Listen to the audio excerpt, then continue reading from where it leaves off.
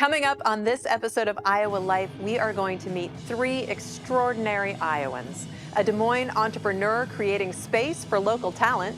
Come into the space, enjoy the music, enjoy the community, get to know somebody that you might not otherwise know or get to talk to. A coffee shop owner brewing opportunity and independence. Em loves being the boss. She just embodies it, and she's just a natural saleswoman. You will buy coffee from her. Hey, you!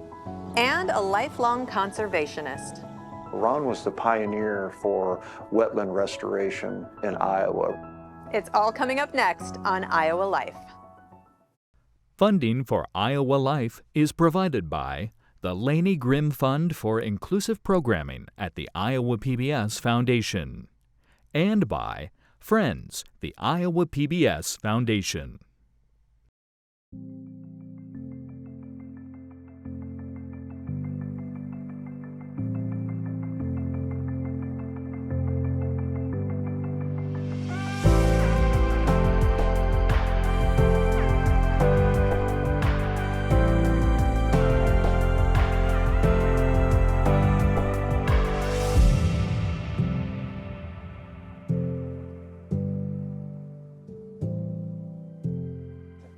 Hi, I'm Charity Nebbe, and this is Iowa Life. We are at XBK Live in Des Moines' Drake neighborhood, a small venue with a big voice in the local music scene. After years in New York City, Tobi Parks chose Iowa's capital city for her next chapter, creating an inclusive space known for its eclectic lineup and strong support of local talent. Let's find out why Parks chose this spot to help shape the sound and spirit of the community. Let's go! Yeah! 1, 2, 3, 4. You know, the great thing about music is it's a common denominator. It doesn't matter what your politics are or what your, general beliefs are. You can be the polar opposite of what I am in my politics, and we can all like the same song. I'm much more of a fan of calling people in than calling people out, right? And I think music is one of those things that is a real connector. Really, our motto is like, just don't be a jerk, Come into the space, enjoy the music, enjoy the community, get to know somebody that you might not otherwise know or get to talk to. But, all of my entire career has always been this sort of, I've wanted to do music, which I'm really thankful for because it's been able to sort of grow into the different things that I've been doing. But it all started from wanting to just play. I started playing quasi-professionally, if you will, at age 14. I mean, that was my first job, playing in these bar bands in my small hometown in rural southeast Missouri, and just continued to do that. And I moved to New York because I wanted to play professionally. That was the goal. But, I also like to eat food, so had to have a job. I had reached out to a friend of mine that worked for a major label, hired as a temp, worked in copyright, publishing, that kind of stuff. There's a lot of things I love about New York, and I miss it every day, but my wife and I have 2 kids, and we're living in New York City, and it is really hard to raise kids in New York City, though I considered myself a New Yorker for a long time.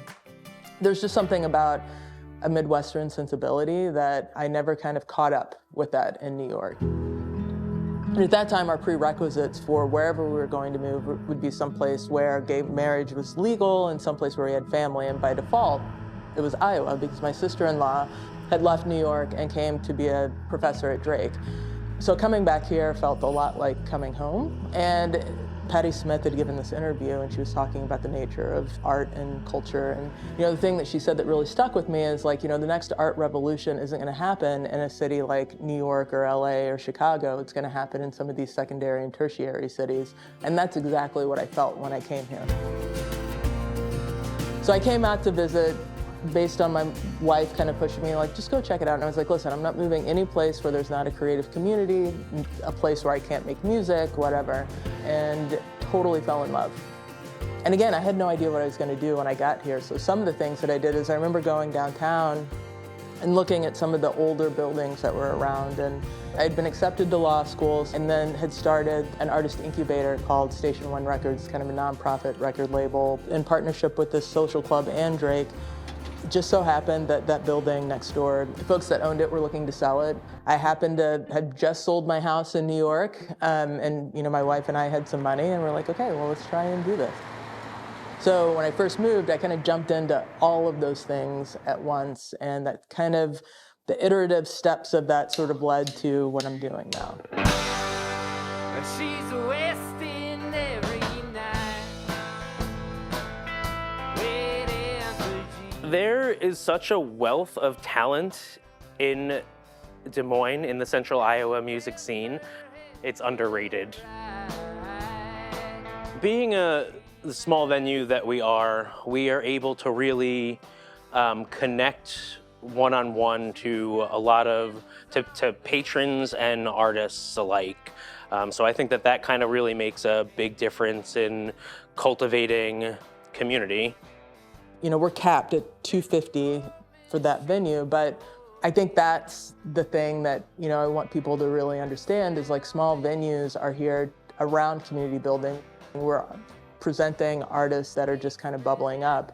And we're the first step before they get to Valairs or, the arenas. Like, you have to have a network of the small spaces like mine before you can even get to those next steps.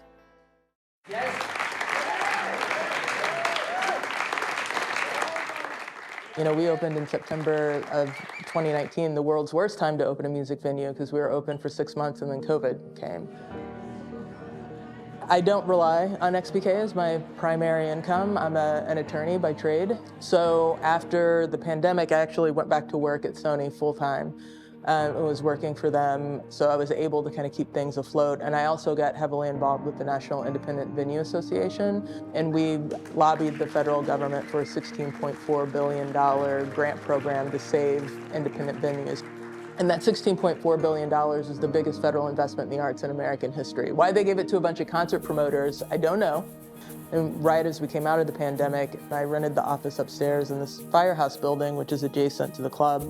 I had an idea originally of turning the downstairs into like a cocktail lounge, like the entire space. And I was like, oh, well, wait a minute, there's a door that connects this patio. Let's make it more of an extended piece of XBK. So now we have the annex space, which is half the first floor of the firehouse. Well, the annex is much smaller, obviously, but we're able to host trivia nights and open mic nights, poetry. We've had lectures. It's a lot more of a community space. Homemade haircuts, trampolines. Sort of owe this to my therapist from many, many moons ago. So I remember living in New York City and being so frustrated of like, I moved here because I wanted to be a musician and I just can't figure out how to do that. I can't figure out how to pay my bills to do that. And she was like, well, you're still working in music though, right? Like, isn't that what you want to be doing? And it was an epiphany to me. Being a musician or working in music can look different ways. If you build value for your community and you build value for the people around you, you'll be able to sustain yourself, but you have to look at it from that perspective and not so much from the dollars and cents. Maybe I might be wealthier if I looked at it more at the dollars and cents, I don't know, but this seems to be working out pretty well for me.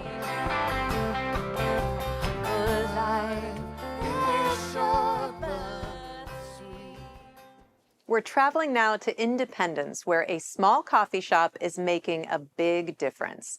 M's Coffee Company was created to provide meaningful employment for its owner, Emily. It's a place where everyone has a role and everyone belongs.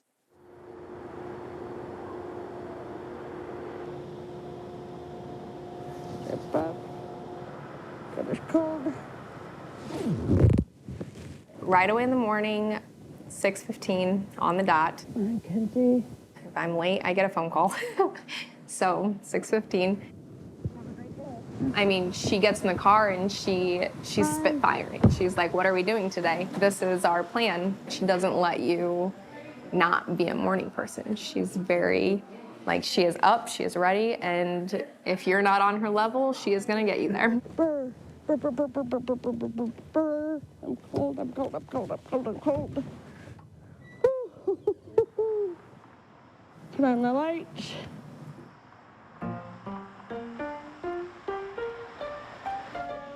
She does a full espresso bar. They make your own gelato, paninis, very big cinnamon rolls, homemade pecan rolls, scones, strudel sticks. The coffee shop is located on Main Street. It's across from City Hall. It is on 150. It's a very bright, happy place. It reflects her personality. Hey, get up, Belle. Thanks. Have a good day. There's this welcoming atmosphere, and it's usually full of chatter. The coffee shop is not a quiet place. Have a good day. It is bustling at its best. Em is probably one of the most lighthearted, welcoming people you're going to meet in our downtown. If you haven't been here before, she's going to ask you everything about yourself, who you are, where you're from, what you're doing here, what you like to drink. She's so effervescent. She's very joyful and connects with everyone who comes in the door, whether it's a stranger or a regular. Ready? The coffee shop is owned and operated by Em. She is an individual with disabilities. She is bubbly and joyful. She's Em. All right, boys. Em runs the show. Em loves being the boss. There you go. She just embodies it, and she's a natural saleswoman. You will buy coffee from her. Emily is my daughter. She was born with agenesis of the corpus callosum. They told me she could be a monster. They told me to institutionalize her. She wouldn't be able to walk, talk, basically do anything. Her right and the left half of her brain don't really communicate except through a very small passageway. She looks pretty normal. You can't really tell by your first impression that she has a disability. So she was just one of the family. When Em graduated from high school looking for employment, it was traditional for individuals with intellectual and developmental disabilities to go and work with other people with disabilities in a facility-based setting. We tried it for about 9 months, but Em is very, very chatty, and it was not a good fit. And so then it was self-employment as part of our family, coming from business owners of our grandparents owning a local hardware store, and then our parents. Self-employment was a pathway that felt achievable. We just kind of all brainstormed. The City of Independence at the time did not have a coffee shop. Em does not like coffee, has nothing to do with coffee. She loves to get up early, and she needed a place where she could talk. We realize now that Em was pioneering something, and particularly our mom, because she was the one who was always pushing the system. I contacted the IRS, I contacted the disability world, but at this point, nobody had done that. The IRS didn't understand the disability side, disability didn't understand the IRS side. She is the pioneer of a person with a significant disability with a Main Street business. The coffee shop was originally the newspaper office. It's long, it's narrow. We gutted it. It was in need of lots of love. We retrofitted it for Em. The espresso machine is marked, so if it's one shot for a small, they know which button to push. 1 or 2 shots? 2 shots. So when I push the button, she comes out super fast. The cash register is square. It's a touch screen with pictures, and everything ends in a quarter, and tax is included, so when you ring it up, it's very easy to make change. There you go. Thank you. Have a good day. You too.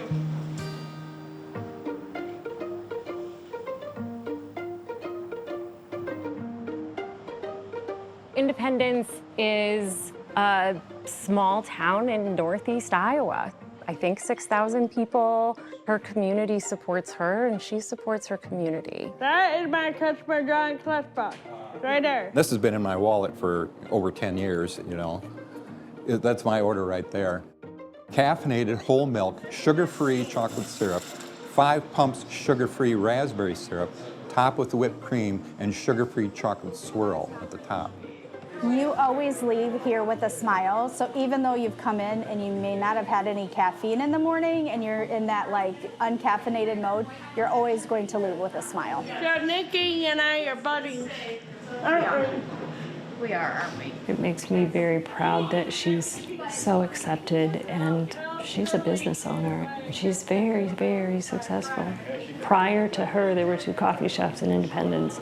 Each one of them lasted 2 years. She's on year 16. There's a sense of belonging that exists there that is hard to replicate. That comes from energy, it comes from culture and being seen and feeling safe and being part of something. It started with who is Em and who is Em at her best. And the best thing is that Em doesn't drink coffee. And I think so many times we first start with, well, what do you love to do? Em loves people, and coffee, I think, is the mechanism that helps deliver that.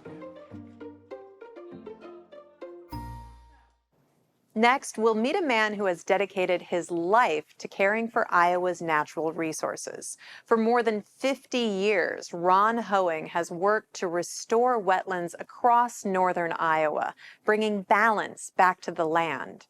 Here's the story of one man's enduring impact on Iowa's landscape and wildlife. All right, you want to start letting your chair down? I'll start getting you dressed, huh? He just loved hunting anything. Deer hunting is something that, in his older age, he can still do. He can't chase a setter anymore. We've got him in a duck boat, but it's a job. He can't get out on the marshes like he loved to do. But he can get in a blind with a wheelchair. I'll do all that once I get these. I'd love to hunt. It meant a lot with hunting with my grandson. We're gonna sit right there, and they're coming out right up on top there. I had some deer jerky packed, but I think I forgot to grab it off the counter. You walk in, he's got a big smile on his face. He goes, well, each day I'll wake up and I'll just take what the good Lord gives me, and that's what it'll be. And he's so content in that, and I think that's really powerful at that age. Of all the things that he loves to do, and I think that's the hardest thing watching, that deep desire to go is still there. And it's one thing that I feel like as a family we can still give him an opportunity to go do that. He can't see very good. It takes a lot of attention. I mean, you're doing everything, but he can still successfully hunt deer. To be able to be like, hey, you did this for me my whole life, and now I get to take you and do that. It's been like imprinted on us. From the time we were little, we were trapping, we were hunting, we were fishing. That's what we did on our free time.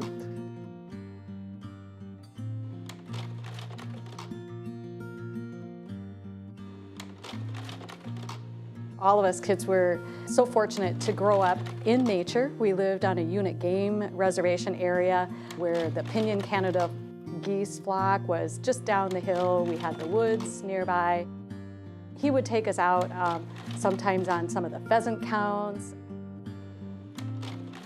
He taught us every plant we would walk past, he would stop and take the time to tell us what it was and to tell a story about it so we could remember. And that was really special. I remember going canoeing a lot. I remember getting caught in rainstorms and tipping the canoe as well many times, but those were some really fun memories. Ron was the wildlife management biologist at the Ingham High Wildlife Unit. He worked for the Iowa DNR for 50 years. Ron was the pioneer for wetland restoration in Iowa. Iowa and the Prairie Pothole region had several hundreds and thousands of acres of wetlands, and a lot of those wetlands were drained. Up here in northwest Iowa, the farmers back in the 70s and 80s, they pretty much farmed every possible inch of ground they could. And that didn't leave a lot for wildlife. Ron started restoring wetlands on private and public lands going clear back to 1980. some people might not think is that long ago, but restoring wetlands in Iowa is still a relatively new thing. Ron pioneered and championed that cause for the Wildlife Bureau and has restored hundreds of acres of wetlands across this state. Conservation Reserve Program.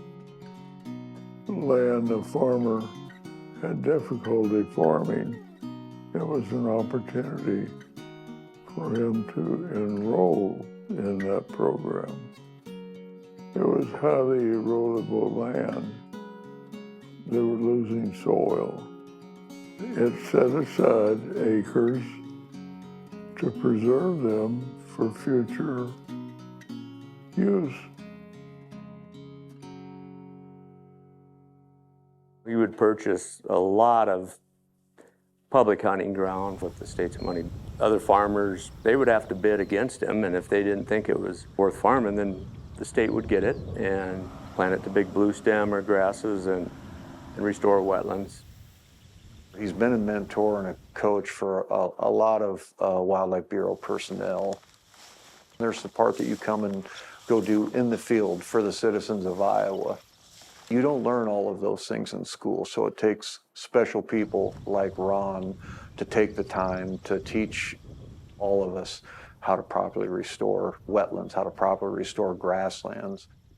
For as long as God's earth is here, those wetlands will be there. They will never be drained. They're protected federally. That's pretty cool that he's had that impact. It's not only important for water quality, but quality of life, and then the wildlife that is dependent on that. In Iowa, we're ranked almost 50 for public land ownership. The little bits and pieces that we've restored and put back on the landscape to provide for the migratory birds that pass through this area, I don't know if I'd say it's enough, but it's a heck of a lot better than where we would be otherwise. And Grandpa was very instrumental in that. Giant Canada geese are an important part of Iowa. They've been here for a long time. They were gone for a period of time. And Ron was a part of the first captive flock, which we started in 1964. Ron had his fingers in that right from the beginning. And now to have them back, a great thing for the department, a great success story, and that couldn't have happened without Ron's influence. Next comes the hunters can come in and harvest a renewable resource. I have a code of ethics that we want to preserve all things so that they can be used in the future. It's a part of so many people, and it's a legacy that's going to go on through our kids and through all of the other peoples that he's had an impact on and all of their kids. It's a legacy of faith and family, and then of conservation. It is very rewarding. How's that? Do I need to move you at all? I'm not doing it for me, but boy, it's so cool to be able to share that with him. If I could walk right now, I would go back to work for him and work until I died. Come on, dear.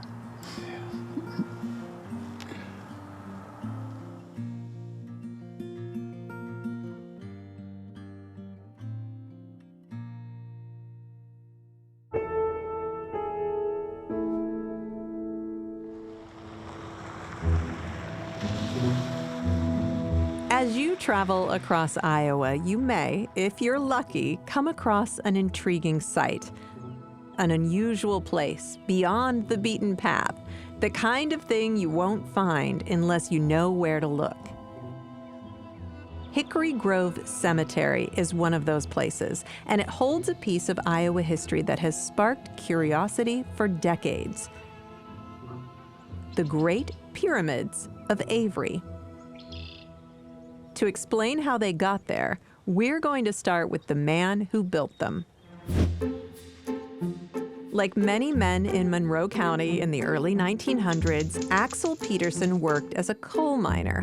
But beyond that, there was little about him that was typical. A bachelor with a knack for saving money and a head full of ideas, he was something of an eccentric.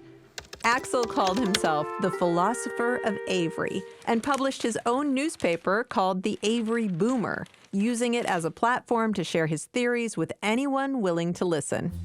It's a very interesting little newspaper. Mostly his opinions, his beliefs about religion and politics and how people should conduct themselves and boys and girls should act in certain ways. Basically what he thought, and hoping that people would side with him on that.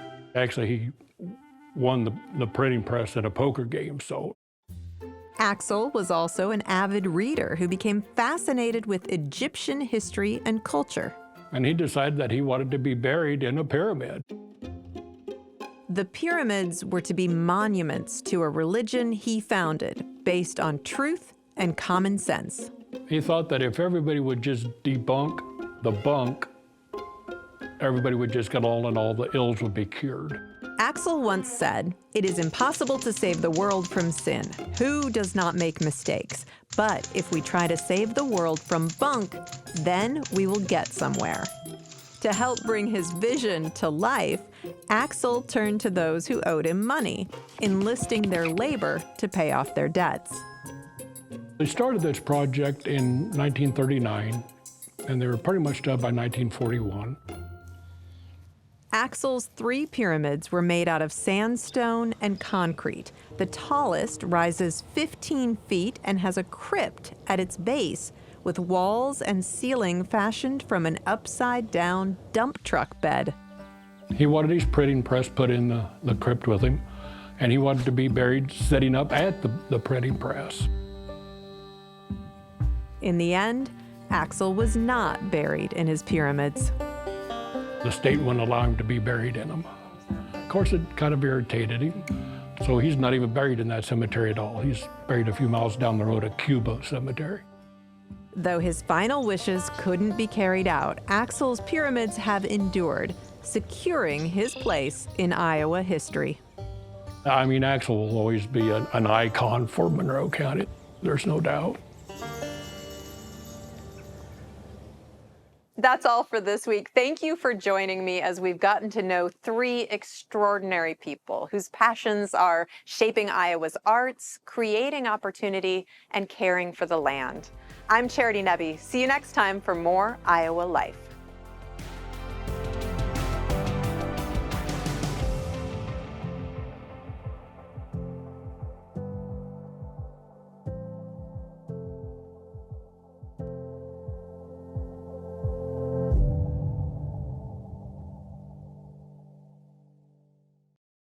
Funding for Iowa Life is provided by the Laney Grimm Fund for Inclusive Programming at the Iowa PBS Foundation, and by Friends, the Iowa PBS Foundation.